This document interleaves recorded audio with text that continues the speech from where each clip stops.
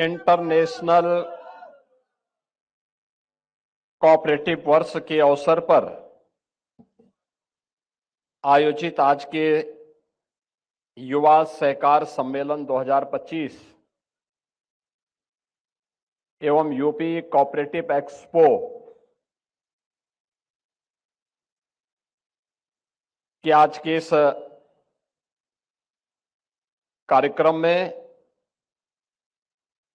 अपनी विशिष्ट उपस्थिति से उत्तर प्रदेश के कोऑपरेटिव क्षेत्र से जुड़े हुए युवाओं का मार्गदर्शन करने के लिए यहां पर उपस्थित पूर्व केंद्रीय मंत्री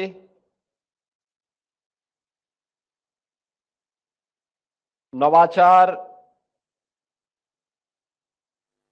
और शैक्षिक क्षेत्र में जिन्होंने तमाम परिवर्तन करने के वाहक बने हैं, ऐसे माननीय श्री सुरेश प्रभु जी, उत्तर प्रदेश सरकार में मंत्रिमंडल के मेरे सहयोगी जल शक्ति मंत्री श्री स्वतंत्र देव सिंह जी, प्रदेश के सहकारिता मंत्री श्री जेपीएस राठौर जी, समाज कल्याण अनुसूचित जाति जनजाति कल्याण विभाग के मंत्री श्री असीम अरुण जी,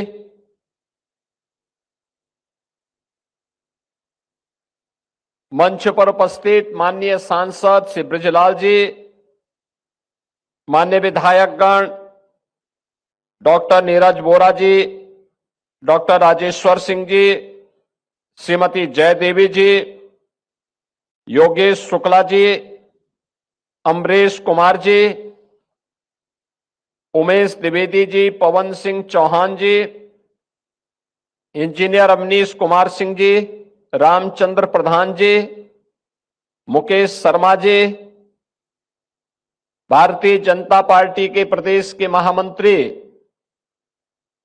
पूर्व विधायक Shri Ram Pratap Singh ji, Uttar Pradesh state cooperative bank के अध्यक्ष जितेंद्र बहादुर सिंह जी,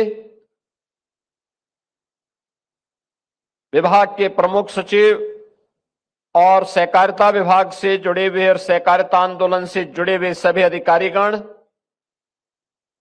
प्रदेश के विभिन्न क्षेत्रों से यहां पर उपस्थित सहकारिता में रुचि रखने वाले हमारे युवा नौजवान साथियों, मैं सबसे पहले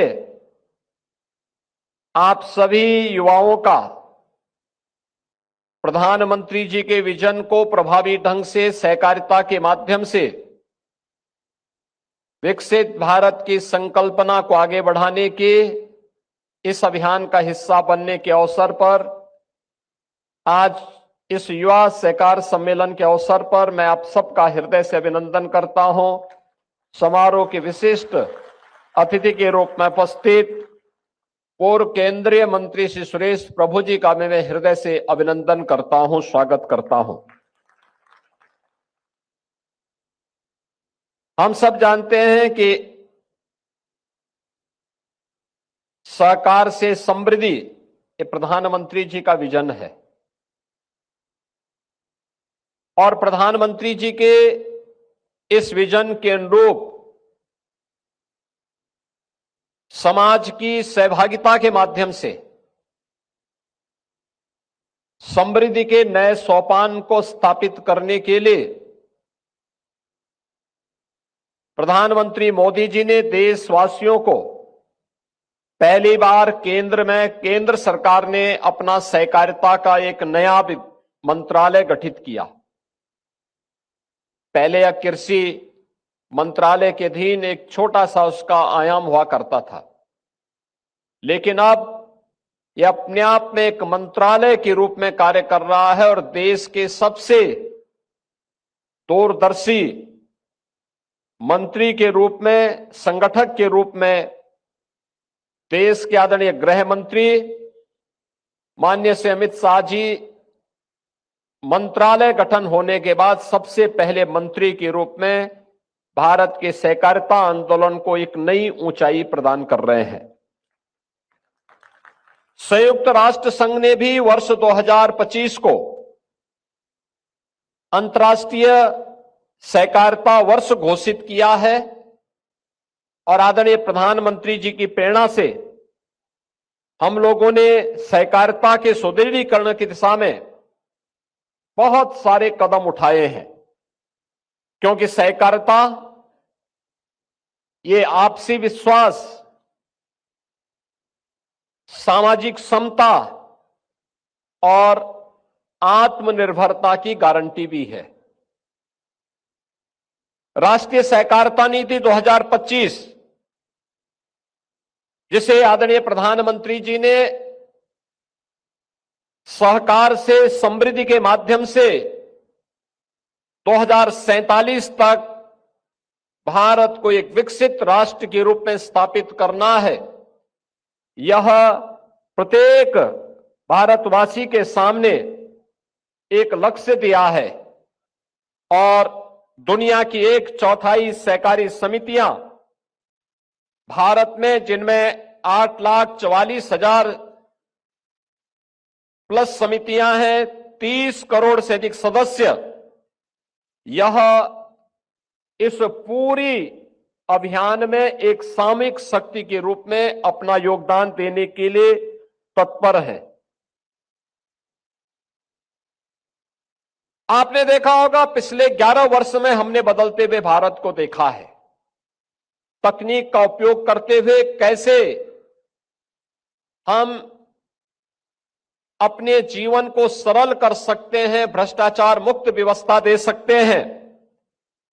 डिजिटलीकरण, ई गवर्नेंस और पारदर्शी नीतियों में के माध्यम से आज सहकारिता क्षेत्र में भी सुशासन और जवाबदेही सुनिश्चित होने की कार्रवाई आगे बढ़ी है। एमपैक्स के माध्यम से हमारी जो बहुउद्देशीय प्राथमिक ग्रामीण सहकारी समितियां थी, इनके माध्यम से इनकी सदस्यता का विस्तार, इनमें फाइनेंशियल इंक्लूजन को, वित्तीय समावेशन को भी जोड़ते हुए आगे बढ़ाने का कार्य, कृषि और ग्रामीण विकास को इसके माध्यम से आगे बढ़ाने और सहकारिता आंदोलन को और मजबूत इसके माध्यम से प्रदान किया गया है। सहकारिता वर्ष 2025 के अवसर पर उत्तर प्रदेश के अंदर जो पहली बार इतने बड़े पैमाने पे कार्यक्रम हुए हैं, 26 जनवरी 2026 को अंतर्राष्ट्रीय सहकारिता वर्ष का शुभारंभ किया गया। रन फॉर कॉपरेशन में हजारों इस फील्ड से जुड़े हुए लोगों ने इसमें सहभागिता की। 21 मार्च 2025 को Uttar Pradesh state cooperative bank limited के द्वारा एजीएम का आयोजन और स्टेक होल्डर्स को 76 करोड़ रुपए के लाभांश का ऑनलाइन वितरण का कार्यक्रम भी इस अवसर पर यहां पर किया गया। 6 जुलाई 25 को केंद्रीय सहकारिता मंत्रालय के चौथे स्थापना दिवस के अवसर पर 266 ड्रोन दीदियों को भी प्रमाण पत्र वितरित किए गए। 12 सितंबर से 30 नवंबर 25 तक आपने देखा होगा एमपैक्स सदस्यता का महाअभियान प्रारंभ हुआ, जिसमें 24 लाख नए सदस्य, जिनके माध्यम से 43 करोड़ का शेयर कैपिटल भी प्राप्त हुआ है। इससे पहले माह सितंबर 23 में प्रदेश में पहली बार एमपैक्स सदस्यता अभियान का आयोजन किया गया। 30 लाख नए सदस्य बने थे, 70 करोड़ का शेयर कैपिटल प्राप्त हुआ था। जिला सहकारी बैंकों में 2 लाख से अधिक बैंक अकाउंट और 550 करोड़ का डिपॉजिट यह आज के दिन पर हमारे पास है। याद करिए, 2017 के पहले हमारे डिस्ट्रिक्ट कोऑपरेटिव बैंक की स्थिति क्या थी। 16 बैंक ऐसे थे जो 16 बैंक डिफाल्टर घोषित हो चुके थे। रिजर्व बैंक ने उनके लाइसेंस जब्त कर लिए थे। लेकिन अब उत्तर प्रदेश के कोऑपरेटिव बैंक डिफाल्टर नहीं है। अब ये बैंक बीमार नहीं है, बल्कि स्वयं तो स्वस्थ है ही, बल्कि कोऑपरेटिव से जुड़े हुए अपने सभी सदस्यों को, हर किसान की समृद्धि में भी अपना योगदान दे रहे हैं। और अभी आपने देखा होगा शासन की योजनाओं को भी प्रभावी ढंग से आगे बढ़ाने में युवा उद्यमी स्कीम को कैसे आगे बढ़ाया जाना है, अभी इसके माध्यम से भी आपने देखा होगा कैसे ये कार्य हो रहा है। और इसीलिए अभी उत्तर प्रदेश सरकार ने यह भी निर्णय लिया था कि एमपैक्स को 10 लाख रुपए तक का ब्याज मुक्त ऋण की सीमा, इसको भी हमने दिया है, जिसमें 6,760 एमपैक्स को उर्वरक व्यवसाय हेतु 10 लाख रुपए ब्याज मुक्त ऋण स्वीकृत किया गया है। इससे उर्वरक निरंतर आपूर्ति सुनिश्चित हुई है। और मेरा प्रदेश के अंदर जितनी भी हमारी, देखो एक अवसर होता है, हम लोगों ने प्रयास किया है कि जितना भी प्रदेश के अंदर फर्टिलाइजर, केमिकल और पेस्टिसाइड का वितरण होता है, इसमें से कम आधा तो कोऑपरेटिव से जुड़े हुए एमपैक्स के माध्यम से, साधन सहकारी समितियों के माध्यम से वितरित हो। लेकिन इसके लिए आपको अपने लोगों को, अपनी मैन पावर को वहां पूरा करना पड़ेगा। प्रत्येक इसमें अगर आप ये व्यवस्था सुनिश्चित करेंगे तो अन्नदाता किसान आपके साथ जुड़ेगा, आपकी सदस्य संख्या बढ़ेगी, आम अन्नदाता किसान का विश्वास इसमें आपको सुदृढ़ होगा और आपके शेयर को बढ़ाने में, आपके लाभांश को बढ़ाने में भी इससे मदद मिलेगी। एमपैक्स द्वारा 6,400 करोड़ का व्यवसाय किया गया, 191 करोड़ का विशुद्ध मुनाफा भी इसके माध्यम से उनके द्वारा कमाया गया। इस ऋण सीमा को आगे बढ़ाने की दिशा में भी हम लोगों ने कार्रवाई आगे की है कि अभी तक हमने 10 लाख तक किया है, आने वाले समय में हम इसको 15 लाख तक का गारंटी मुक्त ऋण देने की दिशा में भी कदम बढ़ाएंगे। लेकिन सबसे पहले हमें जो हमारी एमपैक्स में जो रिक्तियां हैं, जो मैन पावर की कमी है, जो कभी कभी हमें दिखाई देती है, इसको पूरा करवाएं। और इसको हम पूरा कर लेते हैं तो फिर आने वाले समय में इन चीजों को हमें और आगे बढ़ाने में मदद मिलेगी। 161 एमपैक्स ने जन औषधि केंद्र के रूप में भी सस्ती दवाइयां यानी जेनरिक दवा उपलब्ध करवाने की वहां व्यवस्था की है, जिसके माध्यम से भी 1,86,00,000 रुपए का से अधिक का उन्होंने अब तक व्यवसाय भी किया है। इसके साथ ही प्रदेश के अंदर भंडारण, ऊर्जा और इंफ्रास्ट्रक्चर के लिए भी कोऑपरेटिव क्षेत्र में व्यापक परिवर्तन हम सबको देखने को मिला है। भारत सरकार की जो विभिन्न योजनाएं हैं उनके माध्यम से कोठवा पांडे एमपैक्स ने 1500 मेट्रिक टन क्षमता का गोदाम बनाया है, जो सबसे बड़ा गोदाम के रूप में इस क्षेत्र में मौजूद है। और मुझे लगता है किसी भी कोऑपरेटिव के द्वारा बनाए गए बड़े गोदाम में उसकी गिनती होती है। 25-26 में 24 नए पैक्स के द्वारा भी ऐसे स्टोरेज बनाने की कार्रवाई आगे बढ़ रही है। 502 एमपैक्स में सोलर रूफटॉप पैनल की भी स्थापित करने का कार्य पूर्ण किया गया है। और इस कार्यक्रम को आगे बढ़ाते हुए जितने भी हमारे पुराने और जर्जर वेयर हाउस थे, उनकी मरम्मत के लिए प्रत्येक एमपैक्स को 10 लाख रुपए तक की वित्तीय सहायता, अब तक 70 करोड़ से 980 एमपैक्स को सुदृढ़ीकरण करने का कार्य हुआ है। 25-26 में 30 करोड़ इसमें अतिरिक्त प्रावधान भी हम लोग इसके साथ किए हैं। एमपैक्स के उन्नयन के लिए 800 से अधिक नवगठित एमपैक्स को सरकार के द्वारा वित्तीय सहायता भी प्रदान की जा रही है। 1 लाख रुपए की मार्जिन मनी के साथ 1 लाख रुपए की जो आधारभूत संरचना है, जैसे पीने का पानी, वहां पर शौचालय, फार्मर शेड, कंप्यूटर रैक और अन्य जो भी वहां की आवश्यकता है इसके अनुरूप वहां पर यह कार्रवाई हम लोगों के द्वारा तेजी के साथ आगे बढ़ाने का कार्य भी इसको तेजी के साथ आगे बढ़ाया गया है। और Uttar Pradesh state cooperative bank अब नाबार्ड से ये श्रेणी के बैंक के रूप में अपने आप को स्थापित किया है।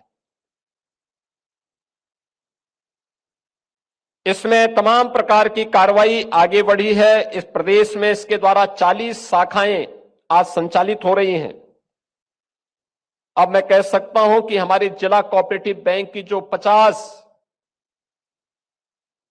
जिला कोऑपरेटिव बैंक थे, आज के दिन पे सभी के सभी लाभांश कमा रहे हैं। यानी जो पहले बीमार थे और बाकी भी बीमार होने की ओर जा रहे थे, क्योंकि तो एक वास्तव में एक संक्रमण होता है, एक बीमार होता है दूसरा भी बीमारी की तरफ बढ़ता है। लेकिन जैसे उस बीमारी को समय रहते उपचार कर लिया जाता है तो सारे लोग स्वस्थ हो जाते हैं। ऐसे ही अब उत्तर प्रदेश के सभी 50 कोऑपरेटिव डिस्ट्रिक्ट कोऑपरेटिव बैंक आज के दिन पर लाभांश कमा रहे हैं। और हम लोगों ने 1 डिस्ट्रिक्ट 1 बैंक 1 कोऑपरेटिव बैंक की इस परिकल्पना को भी साकार करने की दिशा में कार्रवाई प्रारंभ की। बलरामपुर में एक नया जिला कोऑपरेटिव बैंक के गठन की कार्रवाई आगे बढ़ चुकी है। 24-25 में 162 करोड़ 2 लाख रुपए का लाभ भी हमारे कोऑपरेटिव बैंक ने कमाया है। और अब इसमें हम लोगों के द्वारा तेजी के साथ आगे कार्य हो रहा है। बहनों और भाइयों, अच्छी सरकार आती है, यही होता है। पिछली सरकारें 1 डिस्ट्रिक्ट 1 माफिया पालती थी। यानी कोऑपरेटिव क्षेत्र तो पिछली सरकारों की माफिया राज के कारण बर्बाद हो गया था। किसान की पूंजी फंस गई थी, हजारों करोड़ फंस गई थी। 4700 करोड़ रुपए का हमने 16 जो कोऑपरेटिव बैंक जिनके लाइसेंस जब्त हो गए थे, किसानों का वो पैसा हम लोगों ने फिर धीरे धीरे करके वापस करवाया। आज वो पैसा भी वापस है, बैंक भी फिर से अपना काम करते हुए आगे बढ़ रहा है। अब हम लोग 1 डिस्ट्रिक्ट यानी माफिया से तो प्रदेश से मुक्ति हो गई, लेकिन अब 1 डिस्ट्रिक्ट 1 कोऑपरेटिव बैंक की दिशा में उत्तर प्रदेश आगे बढ़ रहा है। और इसको हमें आगे बढ़ाना चाहिए, क्योंकि ये आज की आवश्यकता है और उस दिशा में प्रदेश सरकार ने तेजी के साथ कदम बढ़ाए हैं। ये हमारे लिए इसलिए भी महत्वपूर्ण है क्योंकि हमें वित्तीय समावेशन की दृष्टि से जितने भी फाइनेंशियल इंक्लूजन है, जितनी भी केंद्र और राज्य सरकार की योजनाएं हैं, इन योजनाओं को प्रभावी रूप से क्रियान्वयन करने के लिए यह कार्य आगे बढ़ता है और स्थानीय स्तर पर युवाओं के लिए रोजगार की नई संभावनाओं को भी आगे बढ़ाया जा सकता है। मैं आप सभी युवाओं से इस बारे में अपील करूंगा कि हमारा युवा सहकारिता आंदोलन का एक भविष्य है और उसका भविष्य का शिल्पी है। आपको इस दिशा में अपने आप को तैयार करना है। यह युवा सहकार सम्मेलन या प्रदेश की समृद्धि और प्रदेश की सामूहिक विकास की दिशा में एक नया मील का पत्थर साबित होगा। और आदरणीय प्रधानमंत्री जी ने जो भारत सरकार के माध्यम से सहकार से समृद्धि, सहकार से आत्मनिर्भरता का विजन देशवासियों को दिया है कि हमें 2047 में विकसित भारत की परिकल्पना को साकार करना है, उसे साकार करने की दिशा में सहकारिता आंदोलन को हमें उतनी ही मजबूती के साथ आगे बढ़ाना पड़ेगा। आज देखिए, आपके सामने विशिष्ट अतिथि के रूप में भारत सरकार के पूर्व केंद्रीय मंत्री, जिन्होंने श्रद्धेय अटल जी के साथ में और आदरणीय प्रधानमंत्री मोदी जी के साथ में जिन्होंने कार्य किया था, देश के अंदर नदी जोड़ो अभियान के लिए जो कमेटी गठित हुई थी उसकी अध्यक्षता भी माननीय सुरेश प्रभु जी ने ही किया था। उन्हीं की अध्यक्षता की कमेटी ने इस कार्यक्रम को आगे बढ़ाया था। देश के अंदर सहकारिता के लिए जो ड्राफ्ट तैयार हुआ है वह भी आप ही की अध्यक्षता में जो कमेटी है उसने बनाया है। आज उनका मार्गदर्शन आपको प्राप्त हो। प्रदेश भर से आप युवा आए हैं, सहकारिता की उन बारीकियों को उनसे समझने की आवश्यकता है। कैसे हम इसके माध्यम से विकसित भारत की परिकल्पना को साकार कर सकते हैं। इस अवसर पर मुझे अन्नदाता किसानों के लिए एक और व्यवस्था करनी है, और वह करना है कि प्रदेश के अंदर हम लोग उत्तर प्रदेश सहकारी ग्राम विकास बैंक एलडीबी का जो रेट ऑफ इंटरेस्ट है लगभग 11.5% है।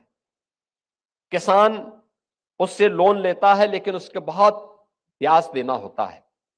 अब हम लोग इसको कम करने की दिशा में आगे बढ़ रहे हैं, और इसके लिए मैं चाहूंगा कि यह लोन अब किसान को 6% पर मिले। इसमें राज्य सरकार इसमें योगदान देगी और 6% में केवल किसान को, लघु और सीमांत किसान को हम इस सुविधा का लाभ देंगे। लघु और सीमांत किसान को प्रदेश के अंदर मुख्यमंत्री कृषक समृद्धि योजना के अंतर्गत हम लोग 6% पर इस ब्याज को एलडीबी के माध्यम से उपलब्ध करवाएंगे, और जो बाकी बचेगा उसमें गवर्नमेंट इसमें अपना योगदान देगी। इस विश्वास के साथ मैं एक बार फिर से आज युवा सहकार सहमति सम्मेलन के अवसर पर, मैं आप सभी युवा सहकार सम्मेलन के अवसर पर आप सभी युवाओं से अपेक्षा करूंगा कि आप सहकारिता के भविष्य बनकर के उसके शिल्पकार बनने की दिशा में उचित प्रशिक्षण लें, उस दिशा में ईमानदारी पूर्वक उस पहल को आगे बढ़ाएं, और टीम वर्क से कैसे परिणाम दिए जा सकते हैं उस दिशा में आप कार्य करेंगे। इस विश्वास के साथ मैं माननीय सुरेश प्रभु जी का और आप सबका हृदय से अभिनंदन करता हूं। धन्यवाद। जय हिंद।